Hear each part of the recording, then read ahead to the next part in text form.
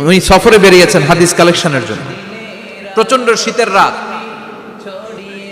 উনি মাগরিবের নামাজ, এশারের নামাজ পড়ে একটা মসজিদে শুয়ে পড়লেন, আর শুয়ে শুয়ে হাদিস পড়তেছেন। কি পড়তেছেন? কথা বলেন। আর মনে মনে ভাবলেন রাতটা মসজিদে কাটায় দিই, ফজরের নামাজ পড়ে আবার বেরোবো। কিন্তু দারোয়ান এসে বলে মসজিদে থাকতে পারবেন না, ওঠেন। দারোয়ান আছে না, কথা কোন? আহমদ ইবনে হাম্বল বললেন আমি শুধু রাতটা থাকতে চাই, আমি তো ফজরেরও মুসল্লি, ফজর নামাজ পড়বো তো এই মসজিদে, আমার থাকতে দাও। দারোয়ান তো দেয় না, কেন? মসজিদে থাকার জায়গা না, যান মিয়া। উনি যে আহমদ ইবনে হাম্বল এটা চিনে নাই, থাকতে দেয়। কি করবে এখন? উনি কাঁথা গুছিয়ে হাদিসের কিতাব নিয়ে কাঁধের মধ্যে ব্যাগ নিয়ে মসজিদ থেকে বের হয়ে গেলেন। কি আর করবেন, প্রচন্ড শীত, আর কাঁপতেছেন, বুড়ো মানুষ। পথিমধ্যে দেখলেন বাজার, বাজার একজন খাব্বাজ, শাবুন খাব্বাজ, যুবক রুটি বিক্রেতা। সে রুটি বিক্রি করে, চুলার মধ্যে রুটি সেকে। সে যে সালাম দিল আসসালামু আলাইকুম, যুবক বলে ওয়ালাইকুম আসসালাম। আহমদ ইবনে হাম্বল বলে যুবক আমার যাওয়ার জায়গা নেই, সফরে বেরিয়েছি, খুব শীতে কষ্ট পাচ্ছি, রাতে যদি তোমার এই চুলা থেকে একটু আগুন পোহাই কোনো সমস্যা?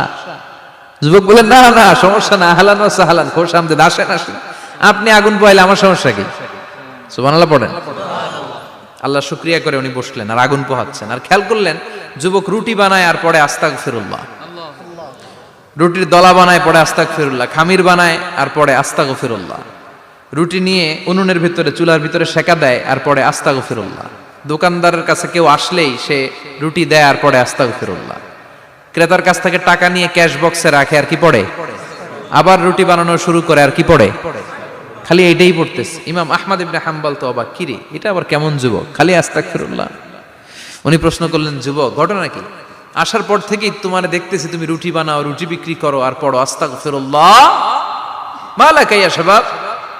যুবক বলে আস্তাগফিরুল্লাহ আমার সবচেয়ে বেশি পছন্দের আমল, আমি সব সময় আঠার মতে ইস্তেগফারের সাথে লেগে থাকি আর সব সময় পড়তে থাকি আস্তাগফিরুল্লাহ, আর এর বদৌলতে আল্লাহ আমারে মুস্তাজাবুদ দাওয়া বানিয়ে দিয়েছে। আহমদ ইবনে হাম্বল তো অবাক, আনতা মুস্তাজাবুদ দাওয়া, তুমি মুস্তাজাবুদ দাওয়া রুটিওয়ালা? আমি এত বছর হাদিস পড়াই, আমিও তো মুস্তাজাবুদ দাওয়া না, আর তুমি রুটি বেচো বাজারে, তুমি মুস্তাজাবুদ দাওয়া, তুমি দোয়া করলে সব কবুল হয়ে যায়? যুবক বলে না আনা মুস্তাজাবুদ দাওয়া, আমি আমার জীবনে যত দোয়া করেছি কবুল করে নিয়েছে কে? সব দোয়া কবুল করে নিয়েছে আল্লাহ, একটা দোয়া ছাড়া। কয়টা? আহমদ ইবনে হাম্বলের কৌতূহল, কিউরিওসিটি আরো বেড়ে গেল। কি? সব দোয়া কবুল হয়েছে, একটা দোয়া ছাড়া। মা যালিকা দুআ ইয়া শাব, কি সেই দোয়া? যুবক এবার বলতে শুরু করলো আমার জীবনে যে দোয়াটা আল্লাহ কবুল করে নাই সেটা হচ্ছে আমি আল্লাহর কাছে অনেক চেয়েছি, অনেক দোয়া করেছি যে আল্লাহ শুনেছি এই জামানার সবচেয়ে বড় মুহাদ্দিস, তার নাম নাকি ইমাম আহমদ ইবনে হাম্বল। আল্লাহ তোমার কাছে আমার চাওয়া আমি যেন এই ইমাম আহমদ ইবনে হাম্বলরে দেখে মরতে পারি, আমি যেন ইমাম আহমদ ইবনে হাম্বলের হাতে হাত রেখে মুসাফা করতে পারি আর তার কপালে একটা চুমু এঁকে দিতে পারি। আহমদ ইবনে হাম্বল আবেগপ্রবণ হয়ে গেলেন, চোখের পানি ছেড়ে দিলেন, বললেন যুবক তোমার এই দোয়াটাও কবুল হয়ে গিয়েছে। আহমদ ইবনে হাম্বলের দেখার সাক্ষাৎ পাওয়ার জন্য আহমদ ইবনে হাম্বলের বাড়িতে তোমার যাওয়ার দরকার নাই, আহমদ ইবনে হাম্বল তোমার দরবারে ছুটে এসেছে। আনা আহমদ ইবনে হাম্বল মুহাদ্দিসুদ দাহর, আমি নিজেই আহমদ ইবনে হাম্বল। যুবক চোখের পানি ছেড়ে দেয়, আহমদ ইবনে হাম্বল চোখের পানি ছেড়ে দেয়। যুবক চিৎকার মেরে ইমাম আহমদ ইবনে হাম্বলকে জড়িয়ে ধরে, হাতে হাত রেখে মুসাফা করে, কপালের মধ্যে চুমু খায় আর আল্লাহর শুকরিয়া করে বলে ও ইমাম আসলে এই দোয়াটাও আল্লাহ আজকে কবুল করে নিল। বিশ্বাস হয়? সবসময় ইস্তেগফার পড়লে আপনার দোয়াগুলোর এইভাবে কবুল করে নিবে কে? এই পাঁচটা জিনিস পাবেন সবসময় যদি ইস্তেগফারের সাথে লেগে থাকেন। রাজি আছেন তো? এজন্য বিশ্বনবী সব সময় নামাজে সালাম ফিরানোর পরে পড়তেন আস্তাগফিরুল্লাহ। কি পড়তেন? তিনবার পড়তেন আস্তাগফিরুল্লাহ, আস্তাগফিরুল্লাহ, আস্তাগফিরুল্লাহ। পড়তে রাজি আছেন? ইস্তেগফারের অনেকগুলো আলফাজ আছে, সবচেয়ে ছোট ইস্তেগফার হচ্ছে এটা আস্তাগফিরুল্লাহ, আস্তাগফিরুল্লাহ। আরো আছে আস্তাগফিরুল্লাহ আল্লাযী লা ইলাহা ইল্লা হুয়াল হাইয়ুল কাইয়্যুম আতুবু ইলাইহি। বিশ্বনবী বলেন এই ইস্তেগফারটা যদি কেউ পড়ে, আর তাওয়াল্লি মিন ইয়াউমিজ জাহাফ, যুদ্ধের ময়দান থেকে পালিয়ে আসা কবিরা গুনাহ। কি গুনাহ? কাফেরদের সাথে যুদ্ধ। আমি তাগড়া যুবক, তলোয়ার নিয়ে নেমেছি, আমার দেহের এক ফোঁটা রক্ত থাকা পর্যন্ত আমি যুদ্ধ চালিয়ে যাব, আমি ফিরে আসতে পারবো না। আইনটা কার? ফিরে আসলে কবিরা গুনাহ। বিশ্বনবী বলেন যুদ্ধের ময়দান থেকে ফিরে এসেছে এরকম কবিরা গুনাহ অবলম্বনকারীও যদি আস্তাগফিরুল্লাহ আল্লাযী লা ইলাহা ইল্লা হুয়াল হাইয়ুল কাইয়্যুম ওয়া আতুবু ইলাইহি পড়ে, ওই কবিরা গুনাহকারীকেও ক্ষমা করে দিবে কে? পড়তে রাজি আছেন তো? আবার সাইয়েদনা আবু বকর বললেন, ইয়া রাসূলুল্লাহ আল্লিমনি দুআআন আদউ বিহি ফি সালাতি, এমন দোয়া আপনি আমারে শিক্ষা দেন যেই দোয়াটা আমি নামাজে পড়তে পারি। বিশ্বনবী বললেন, পড়ো আল্লাহুম্মা ইন্নী যালামতু নাফসি যুলমান কাসীরান ওয়া লা ইয়াগফিরুয যুনুবা ইল্লা আনতা ফাগফিরলি মাগফিরাতাম মিন ইনদিক ইন্নাকা আনতাল গফুরুর রহিম। সুবহানাল্লাহ পড়েন। এটাও ইস্তেগফার।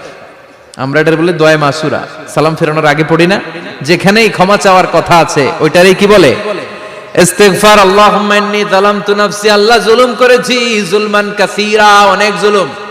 ওয়ালা ইয়াগফিরুয যুনুবা ইল্লা আনতা, তুমি ছাড়া এই গুনাহ ক্ষমা করার তো কেউ নাই। ফাগফিরলি মাগফিরাতাম মিন ইনদিক, তোমার দয়ায় আমারে ক্ষমা করে দাও। ইন্নাকা আনতাল গফুরুর রহিম, তুমি হলা ক্ষমাশীল। ঠিক কি না? এটাও ইস্তেগফার, এটাও পড়বেন। আর এই সব ইস্তেগফারের শ্রেষ্ঠ ইস্তেগফারের নাম সাইয়্যিদুল ইস্তেগফার। যত ইস্তেগফার হতে পারে এর মধ্যে সবচেয়ে শ্রেষ্ঠতম ইস্তেগফার নাম কি? কথা কন। বুখারীর বর্ণনা, শাদ্দাদ ইবনে আউস রাদিয়াল্লাহু তাআলা আনহু বর্ণনা করেন, এই সাইয়্যিদুল ইস্তেগফার দিনের বেলা যে পড়বে ওই দিনে মারা গেলে সে জান্নাতি। এই সাইয়্যিদুল ইস্তেগফার রাতের বেলা যে পড়বে ওই রাতে যদি ইন্তেকাল হয় ওই লোকটা জান্নাতি। মুখস্থ আছে না? কার কার মুখস্থ হাত তুলেন। মাশাআল্লাহ, তাবারাকাল্লাহ, মাশাআল্লাহ, মাশাআল্লাহ। আর যাদের নাই তাদের হোমওয়ার্ক, তাদের আল্লাহুম্মা আনতা রাব্বি লা ইলাহা ইল্লা আনতা খালাকতানি ওয়া আনা আবদুক ওয়া আনা আলা আহদিকা ওয়া ওয়া'দিকা মাস্তাতা'তু আউযু বিকা মিন শাররি মা সানা'তু আবুউ লাকা বিনি'মাতিকা আলাইয়া ওয়া আবুউ লাকা বিযামবি ফাগফিরলি ফাইন্নাহু লা ইয়াগফিরুয যুনুবা ইল্লা আনতা। সুবহানাল্লাহ পড়েন। আজকে রাতে পড়ছেন, মারা গেলে জান্নাতি। চিল্লায় পড়েন না আল্লাহু আকবার।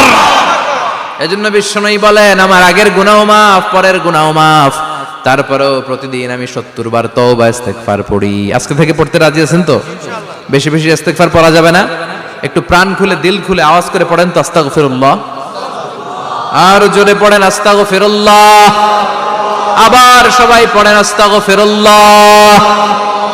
সব সময় তওবা ইস্তেগফার যারা পড়ে তাদেরকে পছন্দ করে কে? সব সময় জিকির করে করে জিহ্বাটারে যারা ভিজিয়ে রাখে তাদেরকেও পছন্দ করে কে? আল্লাহ বলেন ওয়াজকুর রাব্বাকা ফি নাফসিকা তাদাররুআন ওয়া খীফাতান ওয়া দুনাল জাহরি মিনাল কওলি বিল গুদুবি ওয়াল আসাল ওয়া লা তাকুম মিনাল গাফিলিন। সুবহানাল্লাহ পড়েন। আল্লাহ বলেন ওয়াজকুর রাব্বাকা ফি নাফসিক, আল্লাহরে মনে মনে ডাকো। তাদাররুআন ওয়া খীফা, আল্লাহর জিকির করতে আল্লাহ বলেছেন ফি নাফসিক। বুঝতেছেন না অর্থ? ফি নাফসিকা, মনে মনে আল্লাহর জিকিরটা করো। তাদাররুআন ওয়া খীফা, তাদাররুআন মানে বিনয়ের সাথে, with full of humility, submission and humbleness. বিনয়ের সাথে আল্লাহরে ডাকো। ওয়া খীফা, গোপনে গোপনে ডাকো। দুনাল জাহারি মিনাল কওল, চিৎকার চেঁচামেচি করে ডেকো না। কার কথা? আওয়াজ করে জিকির করো না। এই যে আমরা মাহফিলে লা ইলাহা ইল্লাল্লাহ জিকির করে, এটা তালিমান। উদ্দেশ্য কি? তালিমের জন্য আওয়াজ করে জিকির জায়েজ আছে, কিন্তু ব্যক্তিগত জিকিরের যে ইবাদতটা এটা আস্তে আস্তে হইতে হবে, এটা ভদ্রভাবে হতে হবে, চিল্লাচিল্লি করে নয়। আবার তালিমের জিকির ওইটাও ভদ্রভাবে। ইন্নাল্লাহা জামিল ইউহিব্বুল জামাল, আমার আল্লাহ সুন্দর, আমার আল্লাহর জিকিরের মধ্যেও সৌন্দর্য আছে না নাই? কিন্তু এদেশে জিকিরের ভেতরে লাফালাফি আছে না নাই? বেশি না কম? কি বসেন বসেন, হ্যাঁ বসে যান তো, অনেক ধরনের আছে জিকির। হ্যাঁ বসেন বসেন, বসে যান।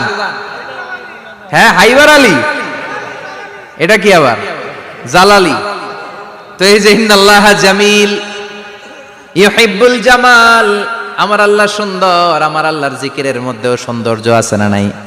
তালিমের উদ্দেশ্যে সবাই মিলে জিকির করা যায়, কিন্তু চিল্লাফাল্লা করা যাবে না, লাফালাফি করা যাবে না, মাথা ডানে বায়ে ঝোলানো যাবে না, ঠিক কিনা?